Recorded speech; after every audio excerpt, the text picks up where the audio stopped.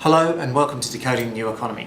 Today I'm joined by Clint Oram, and he's the co-founder and CTO of Sugar CRM, one of the businesses that's really been changing the way that companies and all organisations are tracking what their customers are doing in the marketplace. So Clint, thank you very much for joining us. My pleasure to be here, absolutely. So let's kick off first with, what does Sugar CRM do?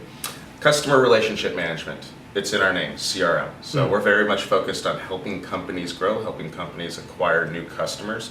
Yep. If you think about the purpose of a company, what's the mission of a company? It's to create and retain customers. So customer relationship management solutions help companies do just that.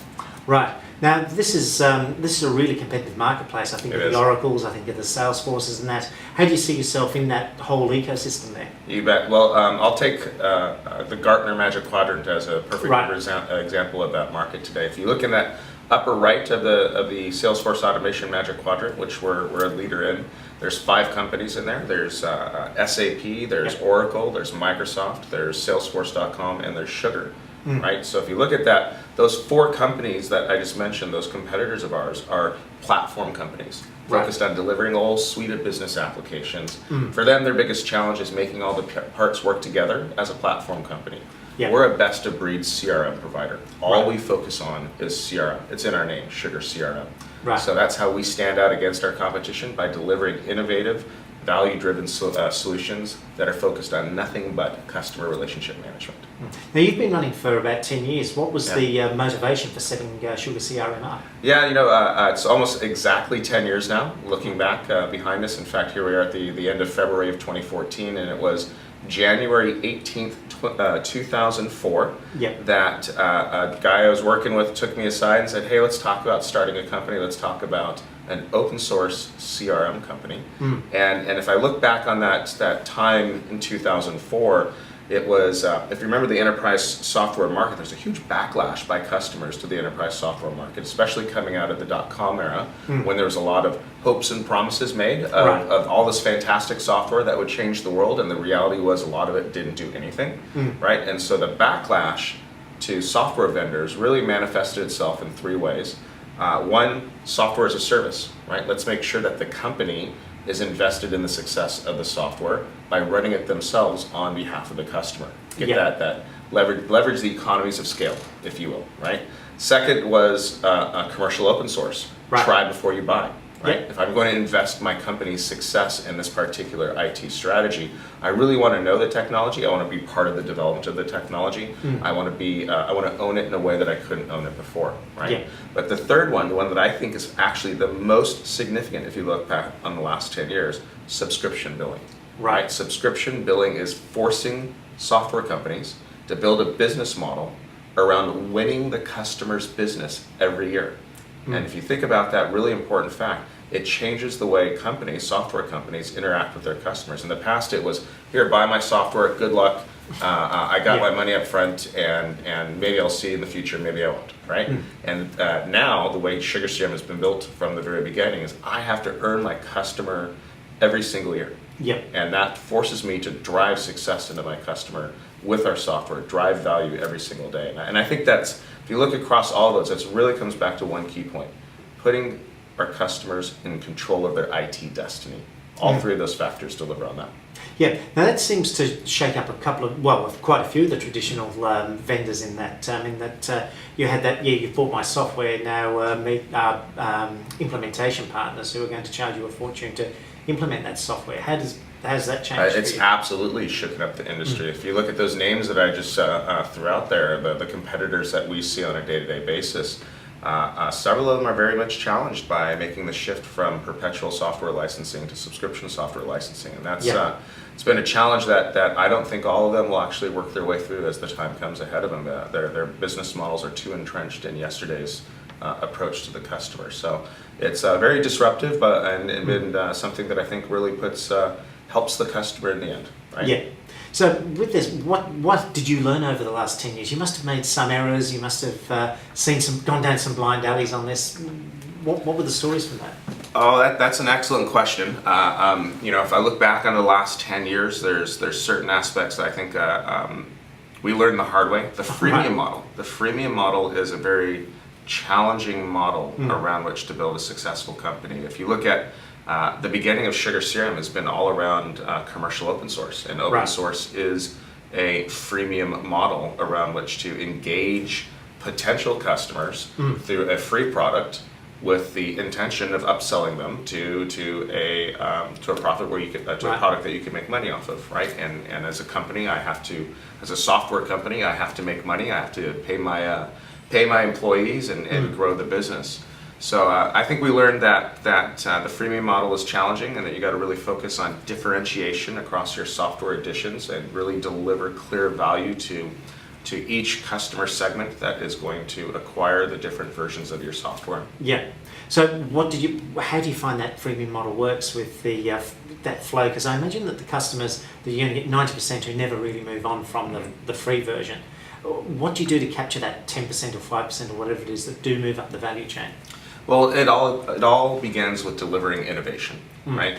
And delivering continuous innovation in front of you. I think that the days of building a piece of software, your intellectual property that has a whole industry of patents and copyright to build around it, and then trying to rest on your laurels and milk that product through its end, those days are gone, right?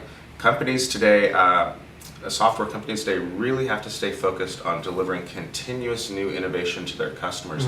This is especially true in the CRM industry, right? The CRM industry is probably the most susceptible to technology shifts of any business application industry out there. Yeah. The reason being is our software, our CRM software, is focused on that touch point between a company and a customer, right? And your customers adopt new technology extremely quickly. They expect you as a company to interface with them on their terms, on their time, when they answering their questions when they ask them. And it's that interface point between a company and a customer that really companies need innovative new solutions in to be competitive out there. And so that's what we've been focused on is delivering continuous innovation, driving the ball forward, making sure that our customers have the best tools possible around which to build their business. So where do you see the CRM industry going in the next 10 years, Clint?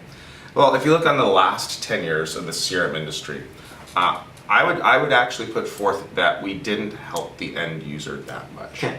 The whole focus of the last 10 years has been on shifting from small in-company only software solutions that were only focused on helping a couple individuals inside of a company, and moving that to the cloud, moving that to mobile, embracing new technology that made your software, your new platforms that made your software solutions available to anybody and everybody around the world.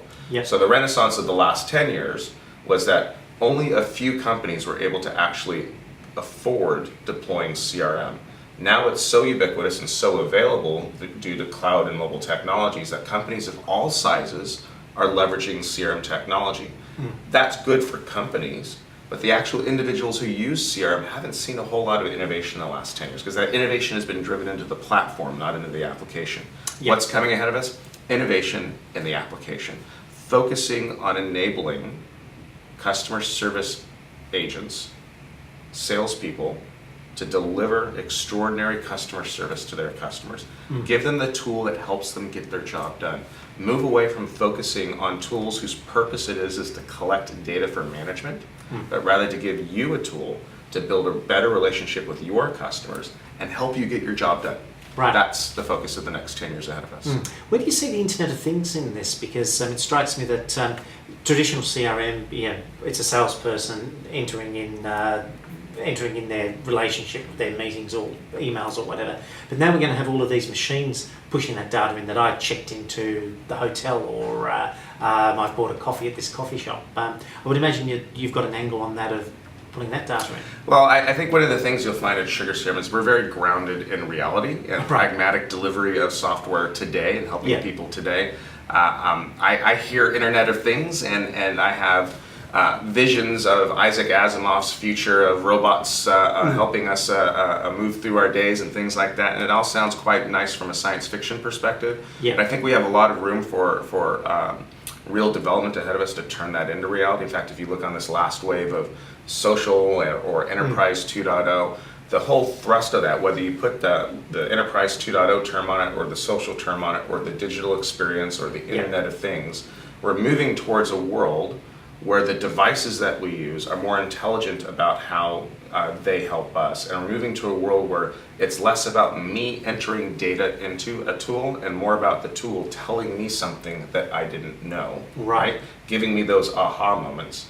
And that evolution that's coming ahead of us, whether it's measured in months, years, or even decades, is a pretty exciting place to be. I think that the term Internet of Things is going to be something that's with us for a couple years, and then it'll be replaced by something else. Sure. But the underlying theme of all of that is I want the technology to work for me as opposed to me working for the technology. Yeah. Right? And that's the shift that I think is happening as technology in our day-to-day lives is maturing. Right. So for Sugar CRM, what do you see for the next 5 years there? Very much a keen focus on delivering those aha moments to the people who use our software. Tell me something I didn't know about my customer. Right. If you think about the legacy of customer relationship management tools, it's really been about entering something I already knew so that my manager could keep track of me. Right. These are workforce management tools. These are customer information tracking tools. They aren't customer relationship management tools. They don't actually help the salesperson build a relationship with their customer. They don't help that customer service person deliver the exact right service at the exact right time for that exact customer. That's exactly what we're focusing on. That's where we're going with Sugar CRM. This is where we're taking these platforms, these cloud mobile-based platforms that can be delivered anywhere, anytime, adhere to the strictest of data privacy regulations in whatever the country, be available in whatever device you're working on, and now work on collecting that data about your customers and telling you what should you do next. What's your next best action? How do you help your customer get the fullest value out of working with you and your company? Well, that's the future of adding value for the customer. That's a great way to tie it up. Thank you very much, Clint, for joining us. My pleasure. Great to be here today. And thank you for joining Decoding the New Economy.